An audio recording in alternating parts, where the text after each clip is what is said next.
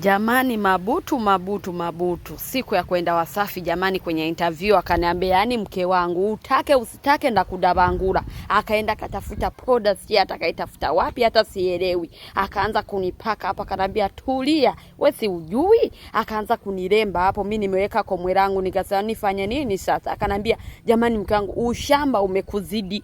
Leo nataka nikudabangure sura yako ipendeze, ukienda huko waseme kweli Mabuta na chombo kama mnavyoona. So unaona nimependeza jamani. Toa comment kama hasijapendeza hapo. Akaniremba vizuri, unaona nikaanza kurembua waha tena. Nikarembua hapo, nikacheka, nikamwambia na wewe pole pole usije sasa ukaniharibu. Akanambia wewe tulia niachie. Akaanza kunidabangura, unaona tupoda na ni nani ananiwekea. Watu wakamesimama pembeni wanasema hawezi kukulemba. Nikasema haya ngoja tuone. Akaanza kunipaka mwenyewe, nikasema mtu so huyu sasa. Nikasema sasa kweli ataweza. Angalieni nilivyopendeza jamani, nikapendeza asali, nikanoga.